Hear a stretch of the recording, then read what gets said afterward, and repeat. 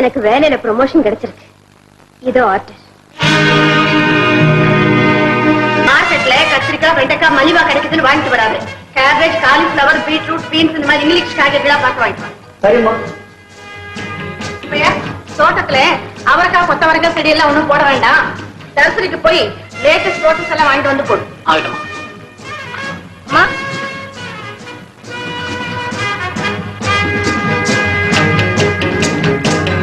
Susheela, காஃபில sugar அதிகமா இருக்கு. சமையல்காரனை கொஞ்சம் கவனி. சரிமா? ஹாய், எல்லா குள்ளையும் போட்டீங்களே. Very good.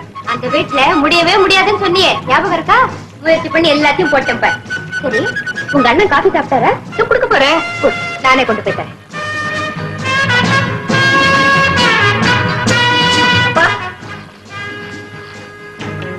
பேப்பர்ல இன்னைக்கு என்னப்பா விசேஷம்? வியட்நாம் யுத்தம் வேறு முறைக்கு திரும்பி இருக்குதான்.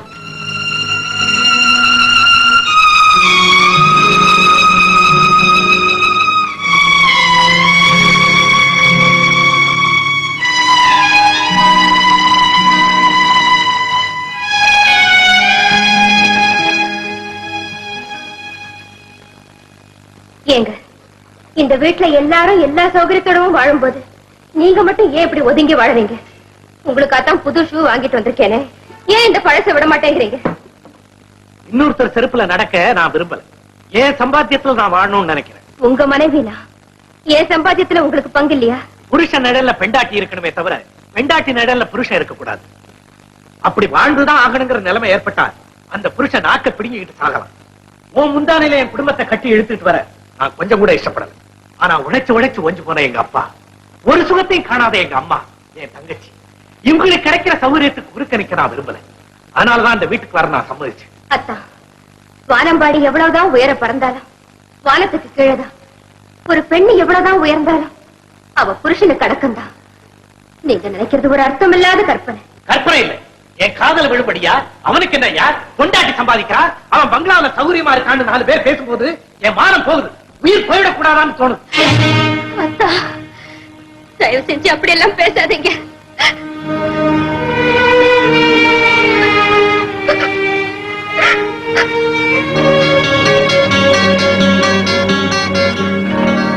என்னம்மா? ஒண்ணு இல்ல மாமா, நான் எல்லாத்தையும் கேட்டுட்டு தான் வரேன். உன் வளர்ச்சி அவனுக்கு பிடிக்கல. இது இன்னைக்கு நேத்து இல்லம்மா, சின்ன பிள்ளையா இருந்த போதே அவனுக்கு இப்படி ஒரு மனநிலை உண்டு. பள்ளிக்கூடத்தில் படிக்கும் போது எல்லா பரீட்சையிலும் இவன் தான் முதல் மார்க் வாங்குவான். ஒரு தடவை இவன் ஃப்ரெண்டு முதல் மார்க் வாங்கிட்டான். அதுல இருந்து இவன் அவன் கூட பேசுறதே நிறுத்திட்டாமா. இன்னொரு பெரிய வேடிக்கை தெரியுமா? என்ன மாமா? இவன் சின்ன பையனா இருந்த போது எங்க வீட்டுக்கு பக்கத்து வீட்டுல இவன் வயசுலயே ஒரு பையன் இருந்தான். அவன் கூட இவன் சரியா பேசுறது இல்ல, பழகிறது இல்ல, விளையாடுறது இல்ல. ஏன்டான்னு கேட்டா, அந்த பையன் என்னை விட ஒரு அங்கலம் உயரமா இருக்கிறான். அவன் பக்கத்துல நான் நின்ன குட்டையா தெரிகிறேன்னு சொன்னான். அப்படி ஒரு தாழ்வு மனப்பான்மை இவன் கூட பிறந்த பலவீனம்மா. சின்ன வயசுல வேணா அது விளையாட்டா இருக்கலாம், ஆனா இப்போ அது விபரீதமா போயிடுமோன்னு எனக்கு பயமா இருக்கு மாமா. அவரை மாதிரியே நீங்களும் என்ன தவறா நினைச்சு. அதான் நீயும் மோகனும் என்னுடைய 2 கண்கள் மாதிரி. உனக்கு வாய்ப்பு கிடைச்சு நீ முன்னுக்கு வந்துட்ட, அவனுக்கு வாய்ப்பு கிடைச்சா நிச்சயமா முன்னுக்கு வருவான். அது வரைக்கும் அவனுடைய குறைகளை நாம தாம பொறுத்துக்கிட்டு போகணும். நானும் அவன மாதிரி நினைச்சு உன்னை நிறுத்து ஒதுக்க மாட்டேன், கவலைப்படாது. மாமா, என் சின்ன வயசுலயே அப்பா இறந்துட்டாரு. ஒரு தந்தையோட அன்பு எப்படி இருக்கும்னு எனக்கு தெரியவே தெரியாது. ஒருவேளை அவர் உயிரோடு இருந்திருந்தா கூட உங்க அளவு என்கிட்ட அன்பு செலுத்திருப்பாரான்னு என்னால சொல்ல முடியாது மாமா.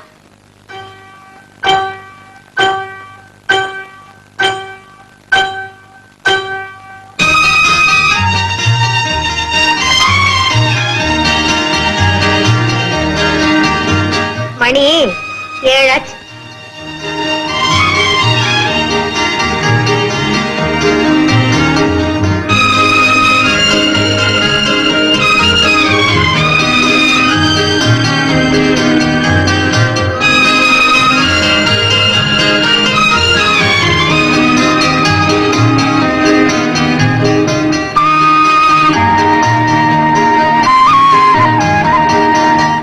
படம் படிச்சீங்களா?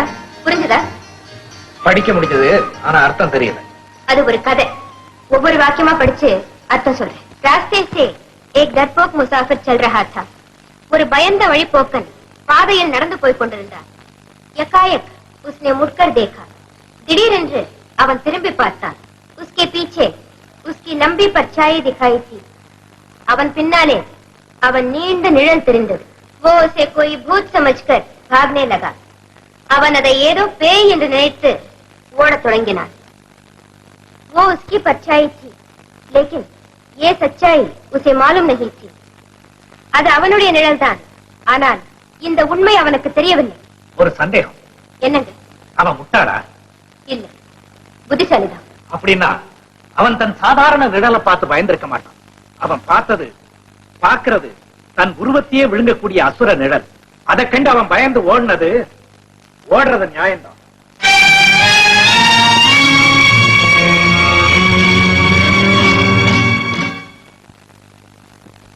உஷா, அன்னைக்கு சொல்லணும் இல்லையோ, அத போல கோகிலா எழுதின மாதிரி ஒரு லவ் லெட்டர் எழுதி புஸ்தகத்துல மறைச்சு வச்சிருக்கேன். சரி, அத ஆத்துக்காரர் பார்த்துட்டு கத்துனார்னா யோக்கியன், அல்லாம மறைச்சாரோ கள்ளன் கள்ளன்.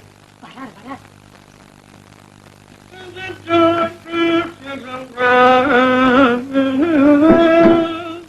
உஷா, டிபன் கொண்டாடுங்க.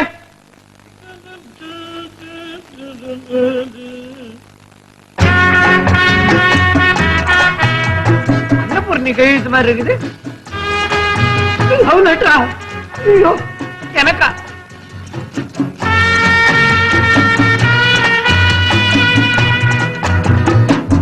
என்னடி இது? கத்தவே இல்லையா? இருங்க கத்துவாரு பாருங்க. ஆமா, கத்துவேன்.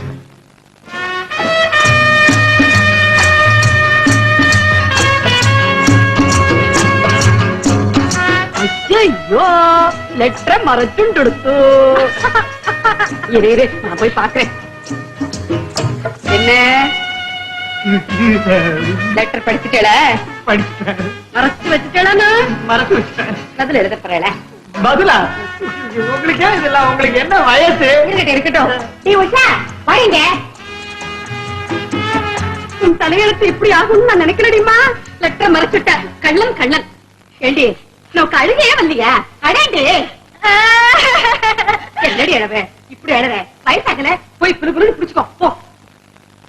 ஏங்க, நான் என்ன பாவம் பண்ணேன்? ஏன் எனக்கு இப்படி துரோகம் பண்றீங்க? என் கண்ணை எதிர்க்கவே கோகிலா லெட்டர் படிச்சுட்டு கத்தாம மறைச்சு வச்சுக்கிறீங்களா? அது ஒண்ணு கோகிலா எழுதல, இருக்காங்களா இந்த அண்ணன் மாமி, இவங்க எழுதின லவ் லெட்டர். என்னது நல்லா இருக்கே கதை. போறா போறதுன்னு உஷாவுக்கு உபகாரம் பண்ண வந்தா நான் லவ் லெட்டர் எழுதுனா என்ன நினைச்சிருக்கேன்? பக்கத்துல வந்து நிக்குது. இது உங்க கையெழுத்து தானே? ஆமா, என் கையெழுத்துதான். அதுக்கு என்ன இப்போ? நீங்க கோகிலாவை லவ் பண்றேனா இல்லையான்னு தெரிஞ்சுக்கணுங்கிறதுக்காக ஒரு லெட்டர் எழுதி வச்சோம். லெட்டரை பார்த்துட்டு நீங்க கத்துனேன்னா நல்லவர், கத்தாம மறைச்சு வச்சுட்டேன்னா கள்ளன்னு முடிவு பண்ணோம். நீங்க தான் லெட்டரை மறைச்சு வச்சுட்டேனே, கள்ளன் தானே? கள்ளன் தானே? கொஞ்சம் பாரு, புருஷன் பட்டிக்காட்டா கரெக்டிங்க. இப்ப மத்த குடும்பங்களை எல்லாம் உருப்படாம அடிக்கிறதே தொழிலா? வாய் விடுங்க. எங்க ஆத்துக்காரர் ஒண்ணு பட்டிக்காடு இல்ல. நன்னா கருகருன்னு மீச வச்சுண்டு, சுருளா காப்ப வச்சுண்டு, பட்டையா குதா வச்சுண்டு. ரவுடியா? ரவுடியா? உண்மை பார்த்தாதான் ரவுடி மாதிரி இருக்கு. ஜில்பா ஜில்பா. எங்க ஆத்துக்காரர் 13ஆம் தேதி வர ஜாக்கிரதை ஜாக்கிரதை. நீம்மா உஷா, ஆனாலும் நோக்கு இந்த மாதிரி ஆப்பிடாதீமா. எங்கேயாவது போய் உட்காந்து நன்னா ஓன்னு அழு. நான் போறேன் ஊருக்கு. அந்த கோகிலாவோட நீங்க நல்லா இருங்க. உஷா உஷா, அனாவசியமா சந்தேகப்பட்டு அழிஞ்சு போகாத. இனிமே உங்க பேச்ச நான் நம்ப மாட்டேன். உன்னை உதைக்கிறவா? முக்கியமான காரியமா போயிட்டு இருக்கேன். எதுக்கு கூப்பிட்ட? என் பொண்டாட்டிக்கு எனக்கு தகராறு பண்ணி விட்டாய் அவன் தங்கச்சி. இப்ப நான் எங்க போயிட்டு இருக்கேன் தெரியுமா? அன்னத்தை கயத்துல கட்டி அடிக்க போறியா? அது முடியுமா? அதனால தற்கொலை பண்ணிக்கலாம்னு போயிட்டு இருக்கேன். இந்த கயிறு அறுத்துரும் போல் இருக்கு. நல்ல ஸ்ட்ராங் கயிறு எடுத்துக்கிட்டு போ. ஆமா, ஏன் தூக்கு போட்டுக்கு போற? என்ன அப்படி கேட்கற நீ? உலகத்தினுடைய மூத்த பொண்ணு இருக்கு, அது என்கிட்ட வந்து மாமா முருங்கா அல்வா எப்படி மாமா பண்றதுன்னு கேட்டா ஒரு பேப்பர்ல எழுதி கொடுத்துட்டே இருந்தேன். இந்த அண்ணா எங்கேண்டோ இதை பார்த்துட்டு அந்த பொண்ணுக்கு எனக்கு சம்பந்தம் இருக்கிறதா ஊர் முழுக்க பேச ஆரம்பிச்சுட்டா. உங்க 2 பேருக்கு சம்பந்தம் இல்லையா? குழந்தை பாது, நீ குழந்தையோட எல்லாம் சம்பந்தம் வச்சுக்க மாட்டேல்ல. மானம் போறது, மனசு மாறத்து கூட தூக்கு போட்டுக்கலாம் போயிட்டு இருக்கேன். போட்டு நல்ல காரியம் தான். அதுக்கு முன்னால ஒரு சின்ன வேலை இருக்கு. என்ன? உன் தங்கச்சி இந்த மாதிரி அக்கப்போர் பேசுறது எப்படியாவது நிறுத்தி ஆகணையா? ஐயோ, அது முடியாது முடியாது. வழி இருக்கு. என்ன? அவ புருஷன் 13ஆம் தேதி வரா இல்ல? அது வழக்கமா சொல்ற போய் தெரியும். அதே 13ஆம் தேதியில நாம 2 பேருமா சேர்ந்து இவன் தான் உன் புருஷன் யாராவது ஒரு ஆளை கூட்டி வந்து விட்டுருவோம். ஐயோ, அதெல்லாம் முடியாது. அவன் உதப்பா பட்டுக்கு. என்ன இப்ப அண்ணன் தானே நீ? அண்ணன் எல்லாம் உதவாங்கிற காலம் தான் இது. நீ மட்டும் ஒத்துழைச்ச உன் தங்கச்சியை நிச்சயமா திருத்திடலாம் முடியுங்கிற? அப்ப சரி, ஆனா அவசரப்படக்கூடாது. சரியான ஆள் கிடைக்கட்டும், அப்புறம் நாடகத்தை ஆரம்பிச்சுக்கலாம்.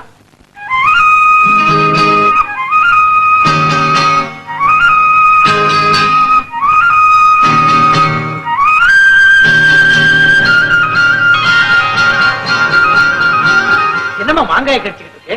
நீ கர்ப்பிணியா? ஆமாங்க, எனக்கு இன்னும் கல்யாணம் ஆகலைங்க. நான் ஒரு பாவியை நம்பினேன். அவன் என்னை ஏமாத்தி என்னை கெடுத்துட்டு எங்கேயோ ஓடி போயிட்டான். திருடனுக்காக வருத்தப்படாம பிடிபட்டதுக்காக வருத்தப்பட்டானோ அது மாதிரி அவன் உன்னை விட்டு ஓடி போயிட்டானே வருத்தப்படியே தவிர நீ கெட்டு போயிட்டதுக்காக வருத்தப்படலையே. என்ன அவன் கட்டிக்கிறேன்னு சொன்னாங்க, அதை நம்பித்தான் நான் மோசம் போயிட்டேன். உன கூட பிறந்த அண்ணன் தம்பிக்கு யாராவது இருக்காங்களா? எனக்கு யாரும் இல்லைங்க. அதான் இப்படி கெட்டு அலையிற. கூட பிறந்த வருஷம் இருந்திருந்தா உன்னை வெட்டி ஆத்திலேயே குளத்திலேயே வீசியிருப்பான். வெட்கம் இல்லாம உயிரை சுமந்துட்டு அலையிற. இந்த காசுக்கு விஷத்தை வாங்கி சாப்பிடு. ஓ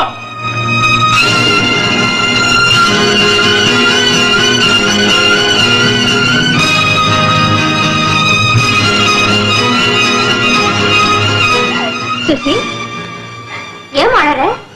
உங்க அண்ணன் யாரோ ஒரு பிச்சைக்காரியால திட்டினாரு, அதுக்காக நீங்க அழற? நான் அவளுக்காக அழல, நீ எனக்காக அழற. உனக்காக? என்னம்மா அது? என்ன சொல்ற சுசி?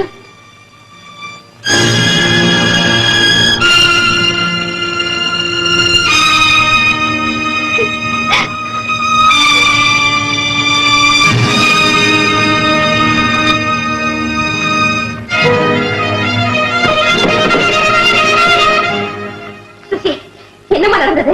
அண்ணி, நான் ஏமாந்துட்டேன் அண்ணி, ஏமாந்துட்டேன். அடி பாவி, என்ன காரியம் பண்ணிட்டேன்? வீதியில போற எவ்வளவு ஒருத்தி பண்ண தப்புக்கே உங்க அண்ணன் எரிமலையா கொதிச்சாரு. இப்ப தன் வீட்லயே தப்பு நடந்திருக்குன்னு அவருக்கு தெரிஞ்சா இந்த வீட்டுல ஒரு கொலையே விழுட்டி. ஐயோ, காலம் எல்லாம் மானோம் மானோன்னு வாழ்ந்த மாமா அத்தைக்கு இந்த விஷயம் தெரிஞ்சா மறுவினாடியே உயிரை விட்டுருவாங்களே. அறிவு கெட்டவனே, இதை மூடி மறைக்கவும் முடியாது. இப்ப என்ன செய்வேன்? சுசி, யாரவன் சொல்லு, யாரவன்? சுசி, சுசி, யார் மகன் சொல்லு. கப்பம் காலனி முதலாளி மகன் சுந்தர் என்னை கைவிட மாட்டேன்னு சொன்னார். நீ